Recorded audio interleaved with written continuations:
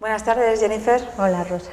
Bueno, ya sabes que seguimos un poco la trayectoria de poder haceros entrevistas poco a poco y sobre todo porque nos parece muy interesante el poder ir acercando, como nosotros diríamos un poquito, el sexo a la taberna, ¿no? Entonces, el planteamiento es que hoy tú puedas acercar algo que a nosotros nos parece muy importante. Tú eres enfermera, eres matrona. ¿Sí? Y además estás terminando sexología. ¿Por qué empezaste a hacer sexología dedicándote a una educación así un poquito más maternal y estar con mujeres continuamente? Bueno, yo creo que la salud sexual y reproductiva en las mujeres es algo que nos venden en la carrera muy bien, pero que la base formativa que tenemos no es suficiente. Entonces, cuando haces la residencia, haces la especializada de matrona, resulta que te dan unas horas, no me acuerdo las que son, pero es una materia muy corta, así que te la da una sexóloga que es matrona también, pero lo que ves y nada es una pincelada sobre la sexología, ¿no? Y yo creo que me faltaba eso, ¿no? Porque cuando acudes a las consultas y hablas con las mujeres ves que tienen muchas carencias a nivel sexual. Entonces era una forma de formarme yo más en mi profesión y poder ayudarlas más profundamente. Cuando me hablas de carencias sexuales, ¿es porque no han venido con una educación sexual de base? ¿Porque siguen pensando que todo es patología en vez de una dificultad? ¿Porque no se atreven a comunicarse con sus parejas? ¿Cuáles son exactamente las carencias que tú has venido en consulta? Yo creo que has dado en el clavo. Las tres cosas que has dicho es una base educativa muy importante, porque la mayoría de las mujeres que se atreven a preguntarte no son los adolescentes, sino son las personas en la menopausia, en el climaterio, en esa etapa de la vida en la que ya empiezan a tener otro tipo de molestias a nivel hormonal que están cambiando tanto y empiezan a tener unas dificultades sexuales, ¿no? Entonces te lo preguntan porque no están educadas de forma correcta, no tienen la... Cuando me dices educación correcta es porque ellas habitualmente no están en contacto con sus genitales, porque no pueden lubricarse, porque no se suelen masturbar. La mayoría no ha visto sus genitales, es decir, tú cuando las muestras con un espejo sus genitales es la primera vez que lo ven. No se atreven a tocarlo, te las mandas hidratantes vaginales, que es algo tan básico hoy en día, y no se atreven. No tienen esa educación de que los genitales son parte de ellas mismas. Parece que los genitales es algo apartado al cuerpo que solo se utiliza para la reproducción. Entonces tienen ese concepto y lo siguen haciendo la mayoría de ellas, siguen haciendo relaciones coitales, me refiero, porque el marido se lo solicita, no porque a ellas las apetezca. Entonces tampoco se atreven a hablar, que era otro de los temas que decías, ¿no? Entonces están mal informadas por todos los lados, no se atreven a hablarlo, tienen molestias, tienen sequedad, tienen dolor, hay algunas que tienen vaginismos, dispareunias, y todo se debe a esos cambios que se deben. Y luego la población adolescente que viene es mucho menor, pero sí que es verdad que cuando las captas con los métodos anticonceptivos, sí que es verdad que también dices, para los jóvenes que son, qué tormenta de ideas tienen en la cabeza, que no llegan a saber lo que quieren, lo que son, lo que sienten como mujeres, ¿no? No se conocen ellas mismas. ¿Seguís viendo cuando entres en esa consulta que las adolescentes a las que tú te refieres que entran y que captáis de una forma pues con anticonceptivos y demás, que siguen buscando un poco ese tipo de mismas relaciones eróticas, ¿no? O sea, siguen planteándose unos preliminares que a lo mejor queda un concepto demasiado obsoleto para terminar finalizando con un coito, ¿no? Sí, sí, sí. Las bases, aunque creamos los que estamos a lo mejor metidos en este mundo que han cambiado, realmente siguen pensando igual las mujeres de 50 que las mujeres de 14 y 16, siguen pensando que el hombre es el que lleva la relación, que tiene que terminar en una relación coital, que para que ellas se masturben, pues muchas de ellas sí que lo hacen, pero realmente no son capaces de decirlo, de mostrarlo al mundo como algo normal como hacen los chicos. Para eso tienen unos conocimientos todavía que están en el pasado, muchas porque no se atreven a afrontar que estamos en otro siglo y que lo pueden decir, ¿no? Y otras porque realmente la educación que han tenido en sus casas o en su entorno ha sido esa, entonces... Hay varios mitos en el que incluso cuando vamos a los institutos y vamos a las escuelas como que todavía siguen repitiendo, ¿no? Incluso, bueno, yo he tenido, no sé si la suerte o la desgracia de poder estar a veces en el hospital y venirnos gente pues muy asustadas pensando que tienen un tumor, ¿no? Y entonces cuando te lo señalan te indican el clítoris y entonces pues gente que habitualmente tiene unos estudios que se supone que les han tenido que dar algún tipo de información desde por lo menos un punto de vista biológico, ¿no? Que se conozcan un poco sus cuerpos. ¿Sigue la gente viendo una similitud más de la vagina con el pene en vez de con el clítoris con el pene? No sé, ¿cómo lo veis? ¿Cómo intentáis hacer ese tipo de unificación desde matrona? Yo creo que no se lo plantean, no tienen esa similitud porque no llegan a plantearse que sus genitales se puedan parecer los de hombres y mujeres. Entonces, nosotras la base, cuando hacemos las citologías, que realmente están allí cada 3 años, cada 5 años, ¿no? Que dices, frecuentemente las puedes ver relativamente a esas mujeres, ¿no? Cuando las estás haciendo esas valoraciones y las pones un espejo delante y las señalas los labios mayores, el clítoris, hay muchas que están descubriendo el clítoris, ¿no? Entonces, realmente asemejarlo a un genital masculino es algo que yo creo que ni se llegan a plantear, ¿no? ¿Qué deberes las proponéis? Porque mandar no nos gusta, ¿no? Entonces, cuando cogéis directamente un espejo y las señaláis, ellas mismas las enseñáis a tocaros. Normalmente, si quieren, se lo enseñamos en la consulta, ¿vale? La mayoría de las matronas, no puedo generalizar, pero bueno, si quieren las mujeres, se lo enseñamos en la consulta. Pero hay mujeres que no se atreven, que prefieren no mirar, ¿vale?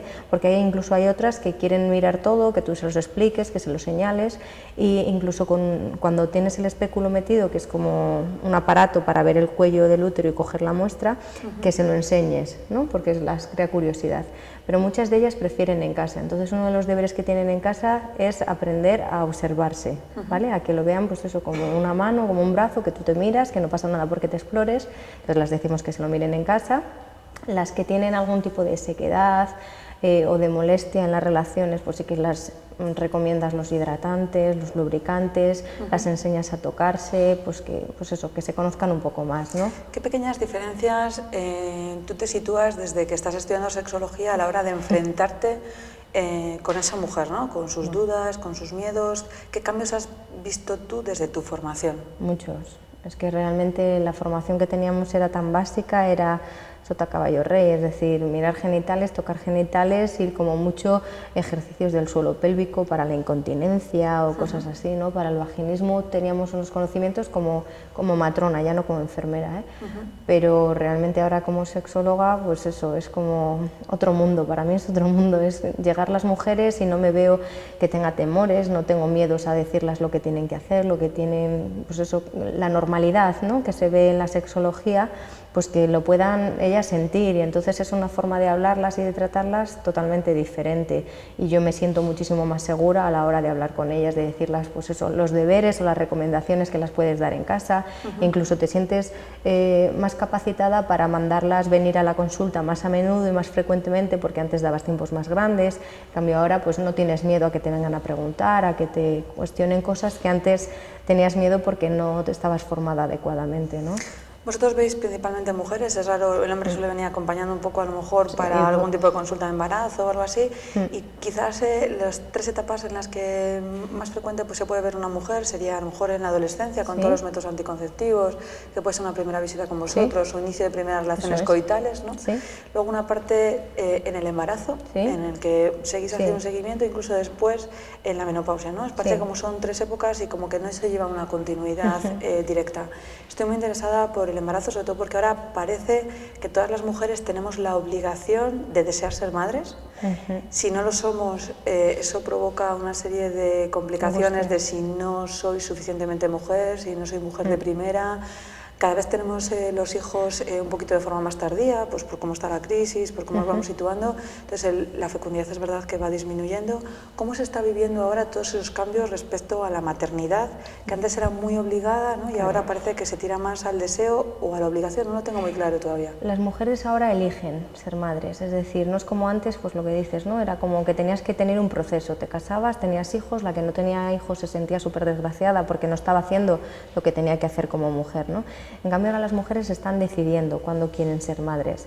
El hecho de que decidan cuándo ser madres, eso es una libertad para las mujeres porque realmente lo deciden. El problema yo creo que viene cuando se sienten obligadas a ser madres, es decir, llega una edad en que muchas mujeres no serían madres, pero llega una edad a los 40, 40 y tantos que yo estoy viendo en mi trabajo que muchas, si no pueden espontáneamente, se someten a técnicas por el hecho de decir, jo, es que tengo que ser madre porque si no es como que me va a faltar algo en la vida, ¿no? Y eso es lo triste, ¿no? Que en la sociedad que vivimos todavía hay mujeres que tienen ese concepto, ¿no? De decir, ¿por qué tengo que ser madre? Si realmente tú no tienes ese instinto, si tú no tienes esas ganas, ¿no? ¿Por qué vas a tener que vivir una situación que tú no quieres porque no lo seas? Y yo creo que es porque la gente sigues oyendo en torno a ti, vamos, socialmente, todo el mundo te pregunta, ¿quieres ser madre, no quieres ser madre? Es algo que llega a una edad que vas a donde vas, es como una cuestión que te hacen por ser mujer, ¿no? Entonces que se sienten un poco presionadas y al final lo acaban haciendo por esa presión. Y muchas de ellas solo tienen un hijo no por elección propia, sino porque le han tenido ya obligadas, ¿no? Entonces le tienen de forma obligada y luego no quieren más porque simplemente ya han probado, ya tienen la experiencia y ya han cumplido como socialmente con la sociedad, ¿no? Entonces eso. Y luego el hecho de que cada vez vayamos siendo madres más mayores hace que, pues que está habiendo más problemas y de hecho, pues eso, reproductivamente hay más inseminaciones, más fecundaciones, porque realmente espontáneamente es más imposible, ¿no? Pero es porque la mujer antepone su vida personal a su vida maternal, ¿no? Por decirlo de algún modo, pero porque quiera, ¿no? Hay una cosa en la que a mí me sorprende y sí me gustaría que pudieras darlas un consejo, ¿no? Un pequeño consejo o algo en el que le plantee, porque a mí me parece desde un punto de vista sexológico que el intentar tener relaciones eróticas penetrativas, cuando dice el ginecólogo, la matrona, porque es nuestro momento más ovulatorio, ¿no? En el momento en el que más podemos conseguir encontrarnos, llega un momento en el que los chicos sienten como si fueran un poco vacas lecheras, ¿no? O sea, si son las 3 de la tarde, tengo que conseguir ir, tú tienes que estar abierta, excitada, porque es el mejor momento donde mi esperma va a poder conseguir llegar a fecundar a tu óvulo. ¿Cómo intentarías decirles o qué consejos puedes darles para que lo vivan de otra manera, para que no se presionen, porque luego pueden venir los chicos con un problema de impotencia, ¿no? De dificultad para poder conseguir esa erección? Realmente lo que tenemos que tener claro es que lo normal no es que te quedes embarazada el primer, el segundo, el tercer mes, ¿no? Lo normal es que tenemos un año para quedarnos embarazada.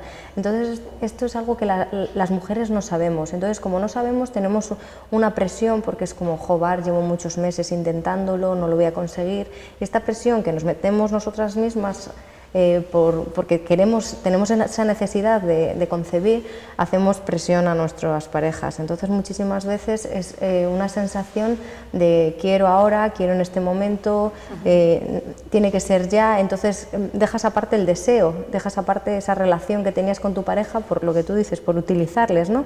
Solo quieres de ellos una parte de eso, y ellos lo único que quieren es cumplir contigo, pero llega un momento que muchas veces la presión puede ir con ellos, ¿no?